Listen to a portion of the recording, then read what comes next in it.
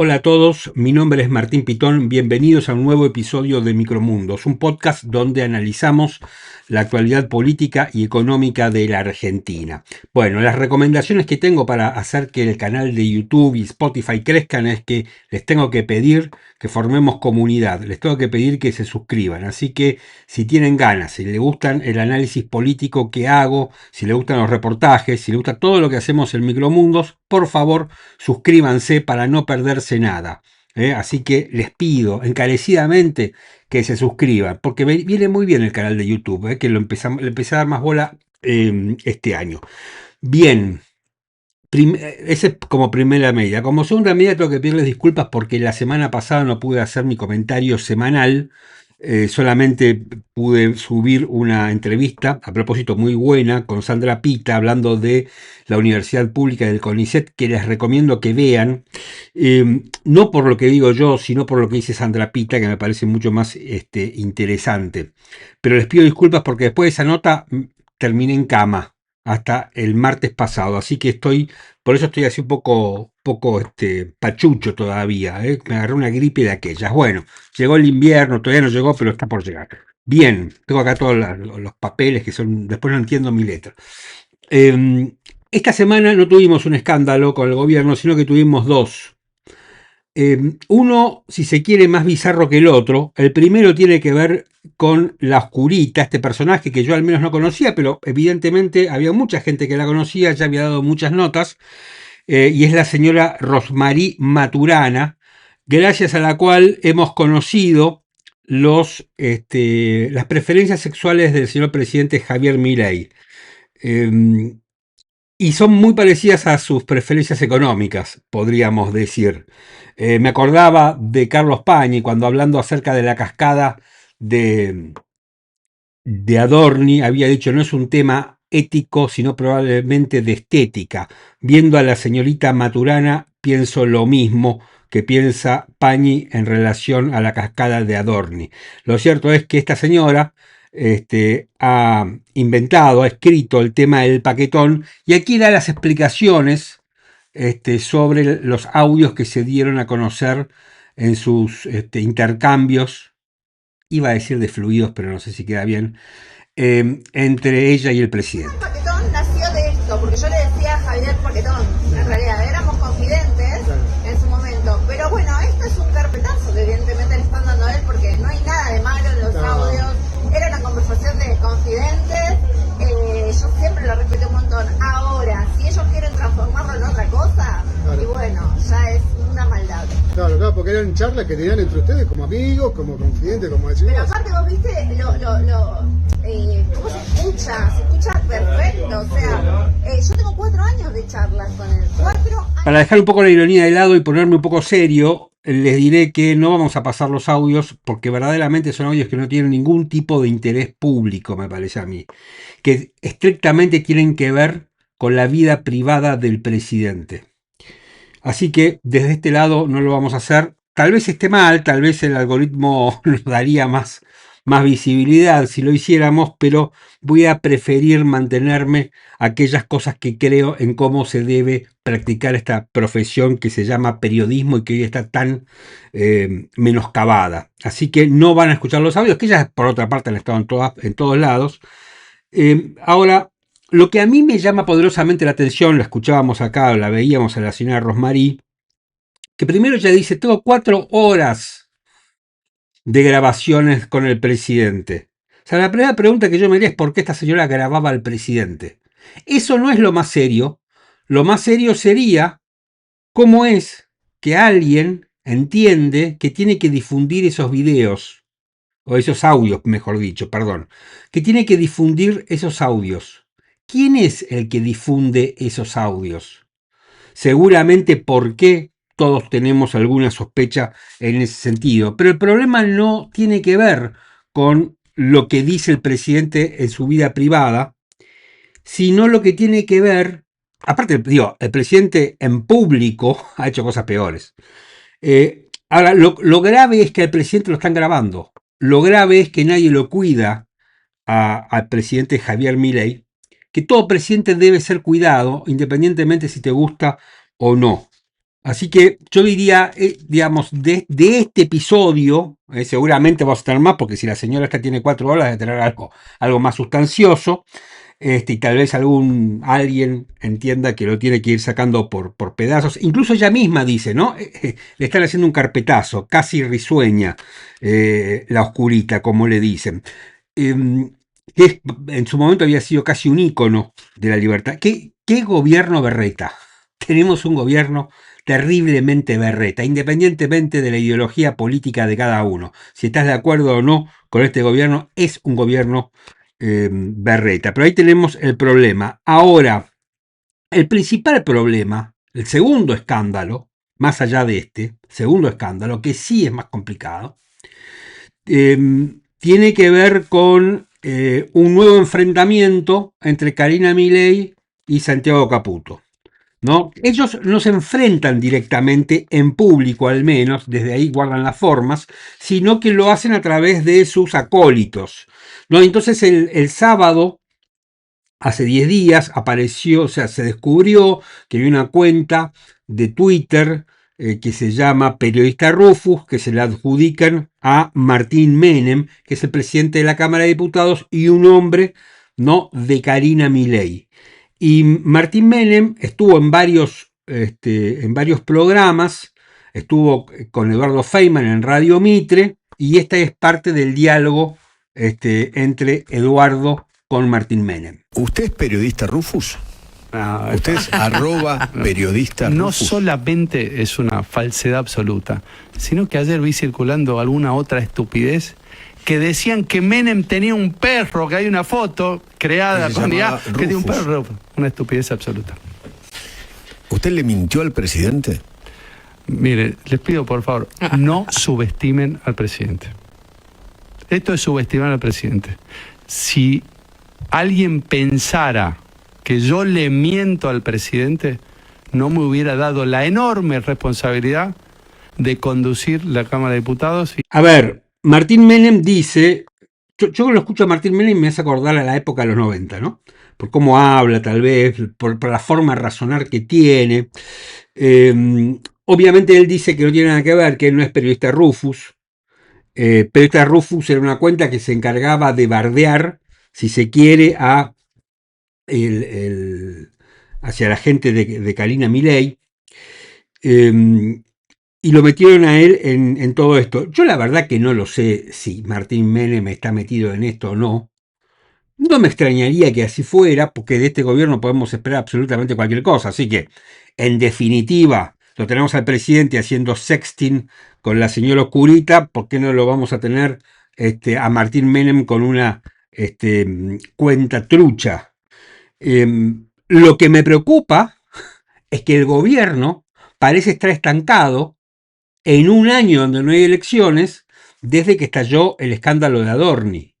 Y el presidente empieza a parecer un tipo débil, un pelele. Y en la Argentina, los argentinos perdonamos la corrupción, no nos importa si un presidente es infiel, mucho menos nos importa si un presidente echa a su familia de la quinta presidencial de Olivos, como pasó en su momento, los más viejos recordarán, con el tío de Martín Menem y Zulema Yoma, y los hijos, los primos de Martín Menem, que los echó todos el presidente Menem en su momento, a manos del legendario brigadier Antonietti, un papelón impresionante. O sea, la sociedad argentina acepta todo eso, y en especial si tiene plata en el bolsillo. Ahora, la gente no tenemos plata en el bolsillo, con lo cual no toleramos la corrupción, nos volvemos republicanos, hipócritamente republicanos. Pero lo que no aceptan los argentinos, lo que no aceptamos los argentinos es un boludo.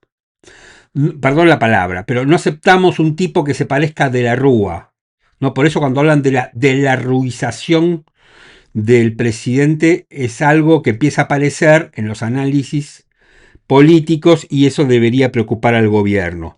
Martín Menem también dijo esto. ¿Usted le explicó al presidente esta controversia que se inició el sábado con las redes sociales? El mismo sábado le dije, mira, para mí pasó esto, se trata de un link de Instagram que lo envió alguna de las personas que colabora que colabora conmigo. Es un link de una noticia X de Instagram. Sí, algo de Flybondi y Escaturizo. No sé qué algún pícaro de por ahí tomó ese link, lo subió, y cualquiera que lo abra le va a aparecer que es de Martín Menem, pero absolutamente nada que ver con esa cuenta. Ahora, el Gordo Dan, por ejemplo, o aquellos que pertenecen a Santiago Caputo, dicen que usted es un mentiroso, que usted en realidad atacó al presidente durante tiempo. No voy, a ver, si el presidente pensara eso, yo ya no estaría en eso. Bueno, es una explicación, diría yo, como bastante obvia, la que hace. A ver, hasta parece medio infantil lo que pasa. El problema es que todo el gobierno, o sea, que un tipo tenga una cuenta trucha para decir lo que no puede decir en público, me parece a mí bastante infantil el tema. Ahora, lo que no me parece infantil es el nivel de enfrentamiento por un tema tan infantil como este. Mientras tanto, el presidente, ¿no?, sigue siendo desautorizado. Porque después de esto, y ahora viene tal vez un poco lo más grave, lo vas a escuchar el presidente de la Nación en una entrevista que le da la periodista Julia Tarrés, donde el presidente explica este tema de la cuenta Rufus, obviamente siempre poniéndole una suerte de halo conspirativo. Y dice esto. Pero es que, a ver, eso fue algo que le han plantado a Martín Menem, o sea, eso está prefabricado. Ujú. Es decir, de hecho, tanto Martín lo explicó dentro de gabinete y, digamos, si quiere les paso, digamos, el video que armó Oría, por ejemplo, que explica, digamos, lo que le hicieron a Martín Menem. O sea, Donde, no es por real. ejemplo, La interna no es real, ¿significa eso? eso que generó esa controversia el fin de semana, Sí. es algo que está prefabricado para generar un problema. Ahí lo veías al presidente con su visión, diríamos, conspiranoide, y diciendo un poco lo que, o sea, uno podía decir, si toma este segmento, da la impresión que Menem se habría tirado, digamos, se habría inclinado por darle la razón a su hermana Karina, al darle la razón a Martín Menem, que es un hombre que responde a su hermana Karina. Ahora, después aparece el Gordo Dan. Digo, a ver, no me voy a meter en hablar de Santiago Oría y el video y la parte técnica y el sitio que se llama Wayback Machine y la explicación que da Martín Menem y la explicación técnica que da Milei. No me interesa absolutamente nada y a nadie le importa. Lo que sí me parece importante es lo que vas a ver ahora, que es al Gordo Dan en el stream carajo, ¿no? Como Dan desmiente al propio presidente de la Nación, y esto puede resultar bastante complicado. Bueno, yo estoy convencido de que no es algo fabricado, estoy convencido de que la cuenta pertenecía a Martín Menem. De hecho, lo tengo totalmente asegurado, digamos, no tengo dudas. Creo que le mintieron al presidente. Creo que además vuelven a cambiar la versión, ¿no? Porque me parece que es eso, fundamentalmente, que hay un nuevo cambio de versión con respecto a lo que ya había dicho el propio Martín Menem, que se trataba, digamos, de una equivocación de un CM suyo, con lo cual ahora están diciendo que es una operación implantada, digamos, lo cual creo que no tiene conexión con esa previa versión que el propio Martín Menem había dado a conocer. Ahí lo escuchabas, Adán, diciendo, no, yo no creo que haya sido prefabricado, casi hasta utilizando las mismas palabras, como para que quede claro que estaba enfrentando al presidente, ¿no? Y la verdad es que tenemos que en 10 días el presidente de la Nación ha sido desautorizado 2 veces. Por el Gordo Dan, la última vez, como lo acabas de ver desde el stream carajo, y por Manuel Adorni, que se resiste a presentar su declaración jurada de bienes. Cuando el presidente, en esa estrambótica entrevista que le dio a Majul y a Trebuque en La Nación Más, había dicho que Adorni estaba próximo a presentar su declaración jurada. Y la declaración jurada de Adorni no aparece. Y en esta semana, la semana que terminó, Patricia Bullrich presenta su declaración jurada tocándole la oreja una vez más a Adorni, pero no solamente a Adorni, tocándole la oreja al presidente de la Nación, porque él había dicho en esa misma entrevista estrambótica, donde se peleó con los conductores oficialistas, que Patricia simplemente quiso spoilear a Adorni, casi como una travesura que había hecho, se quiso adelantar. No, Patricia no se quiso adelantar. Patricia lo que hizo fue apretarlo. Patricia lo que hizo fue despegarse del gobierno, porque sabe que esto le va a costar muy caro al gobierno. Entonces tenemos todo esto, donde el presidente es desautorizado por Patricia Bullrich, es desautorizado por el gordo Dan, y además, yo no lo puse acá porque hay un montón de videos, hay un montón de tipitos del gordo Dan dando vueltas por las redes, ¿no? Bardeando al presidente. O sea, no es el kirchnerismo el que desautoriza al presidente como uno podía pensar, sino que son los propios libertarios los que desautorizan al presidente. Esto mismo, y no estoy haciendo una comparación con el 2001, pero esto mismo fue lo que pasó en el 2001. No estoy hablando del 2001 como, estoy hablando del 2001 como proceso político, no estoy hablando del 2001 y su desencadenante. No estoy diciendo la Argentina de Milei termina como la Argentina de la Rúa. Lo que quiero decir es que yo me acuerdo perfectamente, y algún periodista viejo y de mi época se va a acordar también, que en un momento el radicalismo empezó a bardear a De la Rúa. Y en privado te hablaban muy mal de la Rúa. Y lo que me parece que empieza a pasar es un proceso bastante parecido. Entonces me parece a mí que Milei tiene un problema. Y Milei tiene un problema porque no se está comportando como un líder. O sea, Milei no está resolviendo la interna entre Santiago y Karina, y él va a tener que resolver esa interna de alguna manera. Y sobre esto, sobre la resolución que tiene que dar Milei entre esa interna, más, o sea, Milei tendría que haber echado ya a Adorni hace mucho tiempo.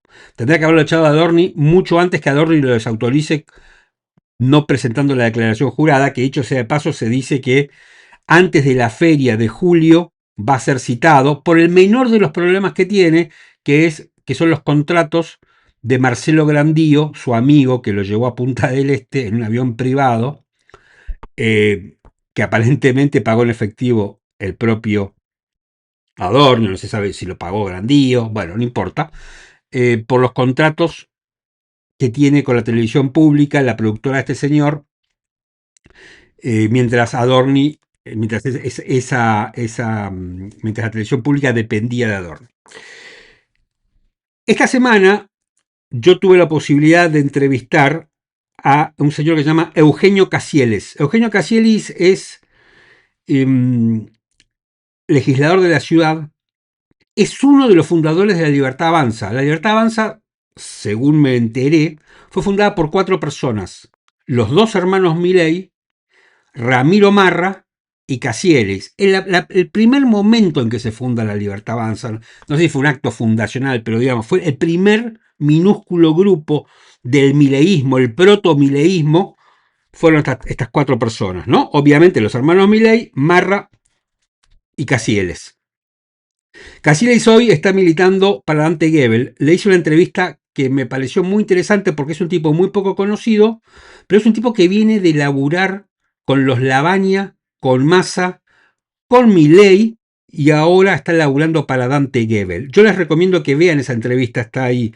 Seguramente yo se las voy a poner en el final donde aparecen esas etiquetas. Bueno, pero si pueden, véanla. Pero les voy a pasar 30 segundos de lo que dice, ¿no?, Casieles con respecto a la interna Santiago Caputo, Karina Milei. El que tendría que irse del gobierno es Karina Milei.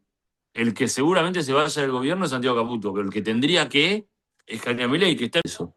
No es una persona subestimada, es una persona que se la describe tal como es, que existe solamente por el poder que confiere su hermano por ser presidente. No hay ningún otro motivo. En ningún otro ejercicio de poder, Karina Milei tendría una responsabilidad ni el 10% de la que tiene actualmente. Antes de seguir, te tengo que pedir que por favor te suscribas a Micromundos, y también te tengo que pedir que nos recomiendes, que nos pongas 5 estrellas y que hables muy bien de nosotros a nuestras espaldas. Pero como si eso fuera poco, mis pedidos no terminan acá, sino que además tengo que pedirte que si tenés ganas, si te gusta mucho este podcast, nos dones plata directamente, nos ensobres, invitándonos con un cafecito que tenemos en la descripción del episodio, está el link.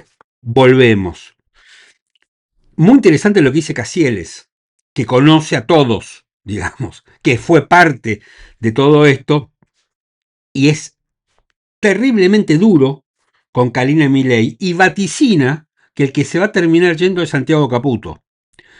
El presidente en algún momento va a tener que tomar esa decisión, no la va a poder tomar nadie. Dije Toto Caputo, no, Santiago Caputo, me confundo con los Caputo. Pero me pareció interesante la entrevista con Casieles con respecto a lo que decía, ¿no? Que dice, Karina Milei tiene el poder que tiene porque se le dio el hermano, si no, no está ni preparada para eso. Y ahora dejando de lado toda esta ensalada de fruta de todos estos escándalos de la Oscurita, el periodista Rufus, las operaciones, en el medio de todo esto habló el ministro de Economía, Toto Caputo, Luis Caputo, no Santiago. Cuando le digo Toto Caputo, le digo con todo respeto. No lo conozco a Caputo, pero me suena más Toto Caputo que Luis Caputo, y como él en su cuenta de Twitter es Toto Caputo, me quedó Toto Caputo.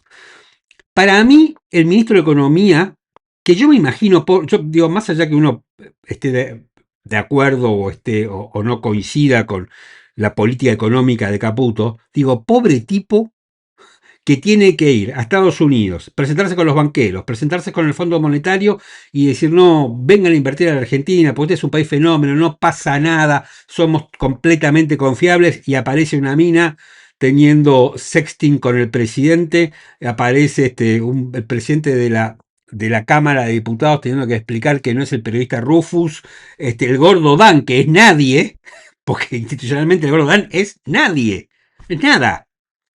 Desmintiendo al presidente, el presidente saliendo a mediar, mostrando una debilidad impresionante. Bueno, frente a todo eso se tiene que enfrentar Toto Caputo. Ahora, Toto Caputo, para mí, dio la declaración más importante de la semana, que me parece a mí que no se le dio la importancia suficiente justamente por todos estos líos que hay, ¿no? Y Toto Caputo, más allá que te lo explique yo, mirá lo que dijo. Para eso tenés que recaudar más, porque seguir generando superávit vía ajuste ya es muy difícil, porque piensen que nosotros ya estamos en un nivel de gasto a nivel de tesoro de 15 puntos de PBI. 15 puntos de PBI, para dar una idea, es el nivel de gasto que había en los 90. A mí me parece una declaración muy importante, porque Toto Caputo lo que dice es, che, la lógica que veníamos teniendo hasta ahora se terminó. O sea, hasta con el tema motosierra, que es el símbolo de este gobierno, es el símbolo, el imaginario de este gobierno, la narrativa de este gobierno está construida a partir de una motosierra gigante. Bueno, eso no va más. Ya no puedo seguir con la motosierra, porque me estoy metiendo ya en lugares que son absolutamente necesarios de gastos que tiene que hacer el Estado. O sea, no puedo seguir metiéndome. Y creo que tal vez ya se haya sobregirado Caputo. Tendría que haber frenado la motosierra antes. Pero dice Caputo, hasta acá llegué. Entonces, lo que está planteando es un cambio de paradigma, que hasta ahora no se hablaba. Porque Caputo además dice esto después de haber anunciado hace 7 días, 10 días, un recorte presupuestario de 2.5 billones de pesos del presupuesto. Un recorte de gastos. O sea, ya no puede recortar más. En este contexto, el problema que tiene Caputo es que se le viene cayendo la recaudación. Y se viene cayendo el consumo como consecuencia, ¿no? O sea, esto lo primero como consecuencia de lo segundo, ¿no? Se cae la recaudación porque se cae el consumo. Esta semana el INDEC sacó un estudio donde da cuenta que las ventas, me pongo así, perdón que les dé, porque me estoy leyendo, las ventas de los supermercados cayeron el 5.1%, por lo que el acumulado del año terminó con una variación negativa del 3.1%. Esta caída fue la más pronunciada desde marzo del 2025, cuando el índice perdió 8.9%. sea, estoy hablando del consumo básico, ¿no? El rubro carnes, ¿no? Dice el informe del INDEC, fue el que más subió al incrementarse un 41,9%, seguido por panadería el 28%, alimentos preparados 25% y almacén el 22%, ¿no? Entonces, claro, hay un problema tremendo. En los primeros 3 meses del 2026, la recaudación se cayó el 7,5%. Entonces, a medida que se cae la recaudación, porque la economía está fría, lo que sucede es que es más difícil mantener el equilibrio fiscal. Ahora ya no podés, o sea, si vos no podés seguir usando la motosierra, es decir, no podés seguir recortando gastos, lo que te queda no es más que aumentar la producción, para que de esa manera se aumente la recaudación. Y acá el gobierno está entrando en una situación que es sumamente compleja, muy compleja, porque la gente ya está agotada. Ahora después les voy a mostrar unas encuestas en relación con eso. Fíjate nada más, ¿no? Fíjate nada más lo que te voy a mostrar ahora, que es un vendedor de iPhones. Yo sé que es un iPhone, que es un artículo suntuario, carísimo, que sale $1.300, pero el tipo fue votante de Milei, estaba de acuerdo con Milei, y mirá lo que dice. Y bueno, yo estaba feliz porque me gusta siempre la competencia y el libre mercado, pero bueno, la verdad que el consumo está desde hace un año que está en baja. La gente le cuesta llegar a fin de mes. Imagínate cambiar un celu y de estos montos, pero bueno, para hacer un iPhone es el iPhone más accesible de Argentina, que es lo que siempre intentamos. El tipo vende iPhone y dice, che, no me funciona, el consumo no, ya está planchado.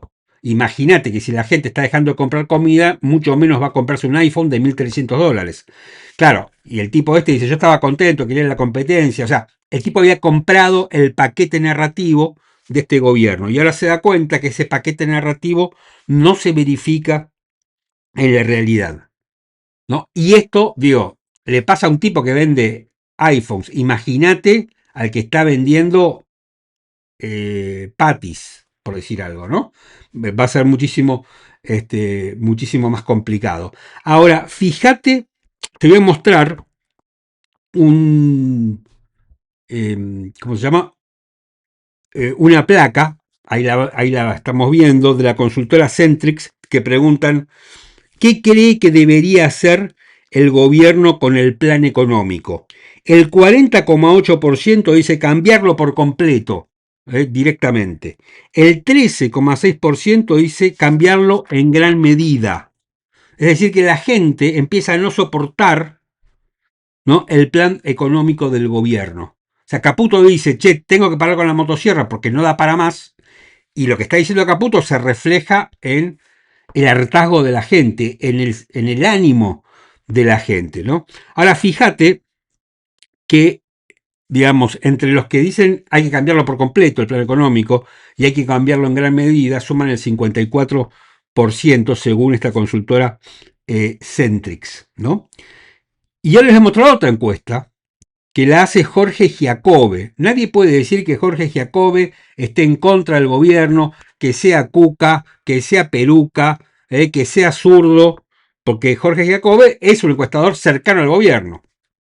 Y preguntó lo siguiente: ¿cuánto tiempo creen que podrás resistir la actual situación económica? El 41,9% dice, y lo vemos en la placa, no puedo resistir nada. El 15,1% dice, puedo resistir 6 meses. El 8,2% dice que puede resistir hasta un año. Es decir, todos estos 3 rubros sumados dan un 65%. ¿Por qué sumé estos 3 rubros y no otros? Porque es de acá a un año, ¿no? Falta un poco más para las elecciones de un año, pero es de acá a un año. Entonces, de acá a un año, meses más, meses menos, estamos en el medio de la campaña electoral. Entonces, esto significa, las dos encuestas que mostramos, más lo que dice el propio Caputo, que para mí es la declaración de la semana, lo que te dice es que el gobierno de seguir así, se está enfrentando a unas elecciones muy complicadas. Lo que parecía un triunfo seguro del gobierno, una reelección segura, yo creo que es una reelección que la pondría en tela de juicio. Yo no diría que la reelección de Milei está asegurada. Por supuesto, vos con toda razón del mundo me vas a decir, ¿y a quién vas a poner? ¿Quién va a estar? No sabemos, es lo último. Los nombres propios en política están al final. Lo que primero empezó, o sea, ¿se dieron cuenta que el peronismo no habla? No dicen nada, absolutamente nada, están callados, simplemente están negociando por debajo qué es lo que pueden rapiñar, básicamente plata, pero después muy pocos hablan, porque están dejando que Milei haga todo el trabajo sucio, que siga, ¿no? Que Milei se cargue del Gordodán, de la hermana de Santiago Caputo, de la deuda externa, no dicen nada, no van a decir nada, además que tienen todos sus problemas. Pero bueno, este último panorama económico, donde yo creo, hay una columna de opinión en Infobae del domingo de Martín Barsaski. Martín Barsaski es un millonario, un argentino que se fue muy chico, corrido por la dictadura de Onganía, los padres. Se tuvieron que emigrar a los Estados Unidos, allí hizo una gran fortuna, es un tipo muy inteligente. Yo lo conocí como en el año 95, pero que después se convirtió en absolutamente un tipo de ultraderecha, un gran apoya muchísimo a Milei y a Donald Trump. Y Martín Barsaski, con quien prácticamente no coincidió en nada, tiene una columna de opinión muy interesante y muy buena en Infobae del domingo. Yo estoy grabando esto el 24 de mayo, domingo 24 de mayo, digo porque ya que estoy haciendo referencias, si la quieren buscar, donde él lo que dice, él lo que plantea es que la gente termina decidiendo su voto por la economía, cosa que yo coincido, y empieza a dar una suerte de indicadores económicos basados, como siempre, en la minería, en el petróleo y en la energía, pensando que solamente con eso Milei tiene la reelección asegurada. Ese es el planteo de su nota. Para mí no es así, porque Martín Barsaski, como tantos otros que apoyan al gobierno, omiten algo, y es que el efecto multiplicador que puede tener de generación de empleos directos e indirectos la energía, la minería y el agro, tardan en verse.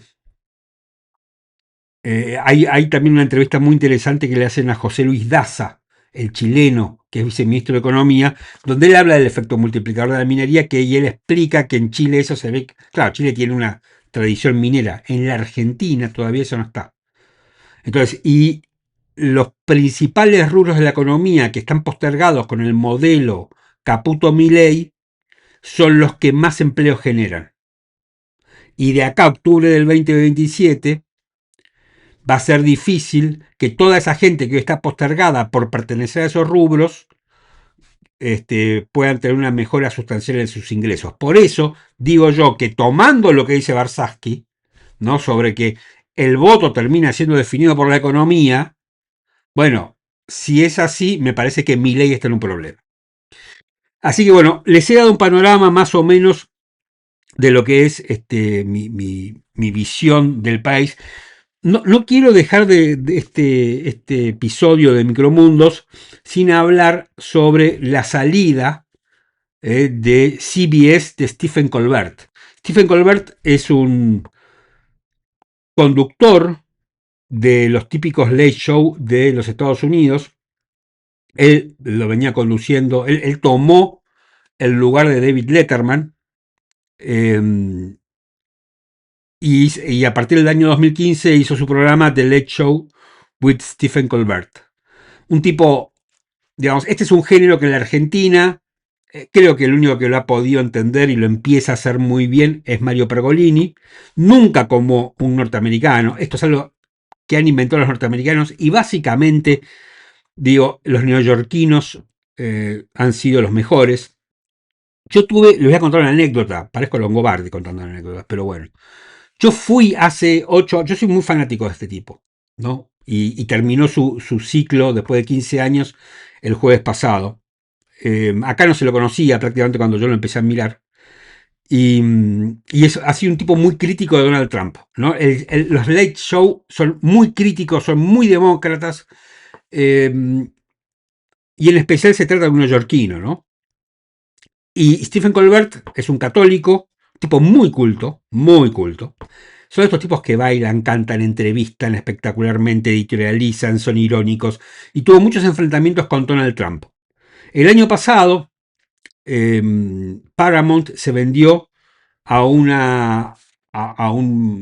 grupo de medios que se llama Skydance, que son, digamos, cuyos dueños están vinculados, entiendo que está el hijo del fundador de Oracle, están vinculados con Donald Trump, necesitaban la aprobación de lo que sería el CONFER de los Estados Unidos para legalizar esa compra. CBS pertenece a Paramount, y había sido muy crítico de un pago de $16 millones que CBS le había hecho a Donald Trump como una suerte de indemnización por una promo en la campaña electoral que hicieron de un reportaje a Kamala Harris, que era la candidata demócrata y el vicepresidente de Joe Biden. Bueno, Donald Trump los amenazó, finalmente terminaron pagando $16 millones.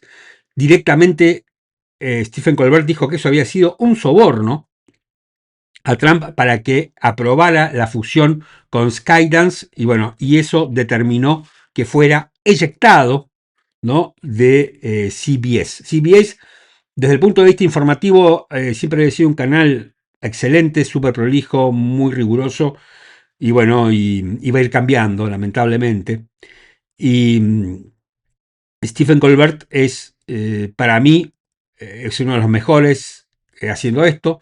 Como les decía, yo tuve la posibilidad, yo lo fui a ver la grabación de uno de los shows, creo que hace 6 años o 10 años, ahí en un teatro que es mítico en los Estados Unidos, en New York, que es el Ed Sullivan Theater, que es donde tocaron por primera vez los Beatles en los Estados Unidos. Por eso él, la última entrevista que hace es con Paul McCartney, y de hecho al final Paul McCartney termina bajando la palanca donde se apaga todo y termina el show. Y bueno, realmente para mí fue una experiencia increíble haber estado en la grabación, porque se empezaba a grabar a las 4 de la tarde, y bueno, es un teatro, bueno, con unas medidas de seguridad muy impresionantes. Tenías que hacer cola casi todo el día, a pesar que cada uno tenía su ticket, porque yo había sacado 3 meses antes el ticket desde Buenos Aires. Sacabas un ticket, pero era gratis, ¿no? Pero sí, y eran unas medidas de seguridad tremendas. Así que la verdad que es una pena que haya terminado The Late Show with Stephen Colbert. 6.700.000 personas vieron el final. Y al día siguiente, Donald Trump, desde su cuenta de Twitter y de su cuenta de Truth, su propia red social, publicó esto. Welcome back to our final broadcast, ladies and gentlemen.